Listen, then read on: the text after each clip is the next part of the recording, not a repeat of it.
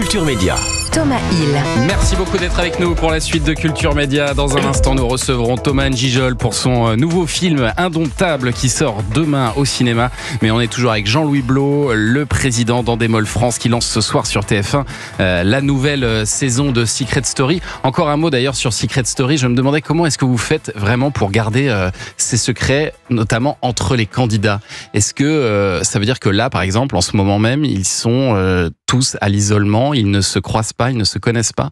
Tout à fait. Alors les candidats sont à l'isolement, c'est un mot difficile pour moi le matin.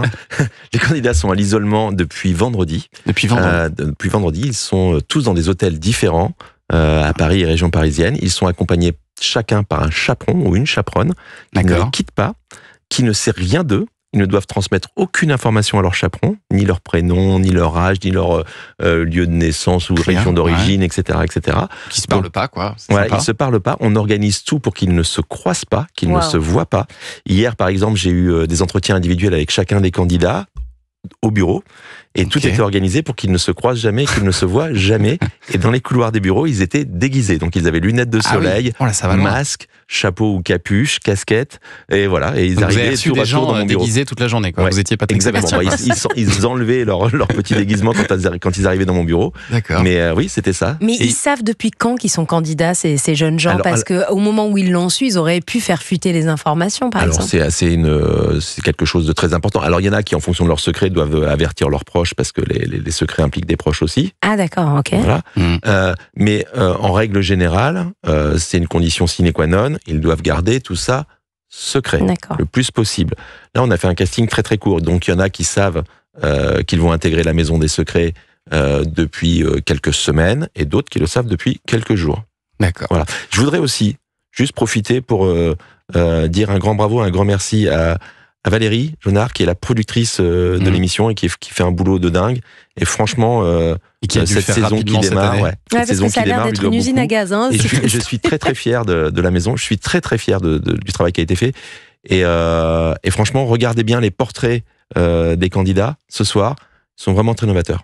On va voir ça ce soir donc sur TF1. Et puis alors toujours sur TF1, vous produisez aussi le jeu de Jean-Luc Reichmann, les 12 coups de midi, avec ce fameux champion Émilien qui est là depuis près de 2 ans maintenant. Est-ce qu'il ne serait pas temps d'envoyer face à lui des candidats de son niveau? On essaye, mais le problème c'est qu'Émilien parfois est plus fort que la rédaction du jeu. Donc c'est une problématique, c'est Émilien est très très très fort. Qui peut battre Émilien? C'est la question qu'on se pose tous. Faut en faire un prime, ça. Qui peut battre Émilien? Et alors, les émissions, comme tous les jeux, c'est enregistré à l'avance. Mais alors, il y a eu sur les réseaux sociaux des petites fuites en disant qu'il allait être éliminé là, dans les prochains jours. Est-ce que c'est un vrai problème pour vous? Ou est-ce que vous vous dites, Jean-Louis Blot, que finalement, ça promet une belle audience pour le jour de son départ? Comment vous raisonnez face à ça? On est obligé de vivre avec ce qui se dit sur les réseaux sociaux, ce qui se dit de vrai ou de faux. Grosso modo, 90% de ce qui se dit n'est pas tout à fait vrai et plutôt flou. Donc voilà, moi je pense que les 12 coups de midi orchestrés par Jean-Luc Reichmann est un formidable feuilleton. Voilà, et comme tous les feuilletons, ça se regarde au quotidien et il faut laisser la surprise aux téléspectateurs de savoir quand Émilien est éliminé, s'il est éliminé, par qui il est éliminé, comment ça se passe. Et puis surtout, le jour de l'élimination d'Émilien, ce sera une très bonne nouvelle pour beaucoup de téléspectateurs, au moins pour l'un d'entre eux, parce qu'il y aura beaucoup d'argent à gagner pour un téléspectateur. Ah bah oui, forcément, parce qu'il y a un partage qui se fait. Ouais. Et alors, vous ne produisez pas que... millions d'euros. Ouais, c'est ça. Ouais. Vous ne produisez pas que pour TF1. Jean-Louis Blot, vous lancez aussi bientôt une nouvelle saison de Drag Race France sur France 2, avec des nouveautés dans le jury cette année? Alors oui, il y a des nouveautés dans le jury. Il y a Loïc Prigent et Chaim qui nous rejoignent dans le jury. On est super fiers et super contents de cette saison qui est dingue. C'est une saison All-Star. Les premières images ont commencé à être dévoilées hier.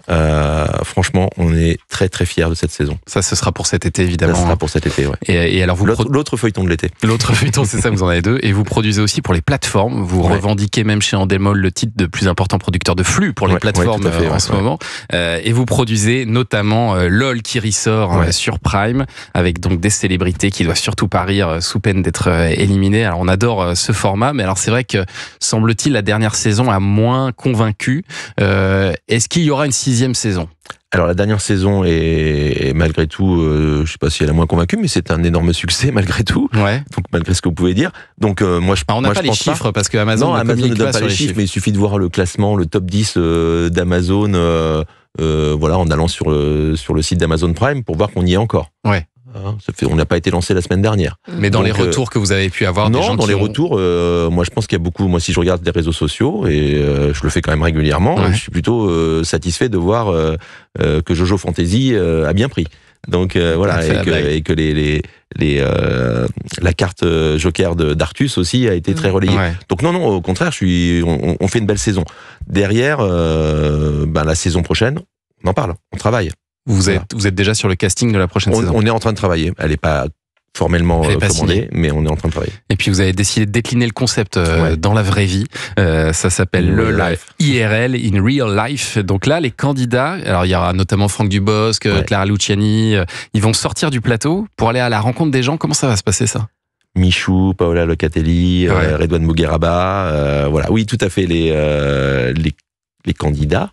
Nos amis les joueurs, célébrités, les joueurs se retrouvent dans un aéroport et doivent ne pas se faire rire et faire rire les passagers, les futurs passagers des avions qui vont décoller de l'aéroport. Qui sont des gens qui ne sont pas prévenus, évidemment, absolument qui sont filmés en caméra cachée. Qui sont filmés en caméra plus ou moins cachée, discrète, mais qui ne sont pas prévenus. Ils savent juste qu'il y a un tournage et ils acceptent ou pas d'être filmés. Et vous comptabilisez le nombre de rires. Exactement. Et à la fin, il y a un gagnant. Et ça, ce sera diffusé quand ça ?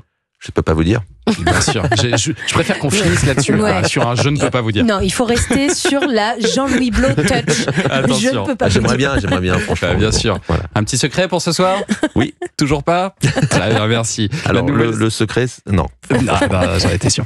Nouvelle saison de Secret Story, donc c'est ce soir 23h20 sur TF1 Quotidien et Prime, donc à suivre sur TFX en semaine. Merci beaucoup Jean-Louis Blo d'être venu ce matin sur Europe 1. Et Culture Média continue dans un instant avec votre invité culture Thomas Hill. Je reçois l'acteur et réalisateur Thomas Gijol qui signe un film surprenant, très réussi, qui s'appelle Indomptable, un polar où il parle en filigrane de paternité. On vous raconte ça dans un instant sur Europe 1. 9h30.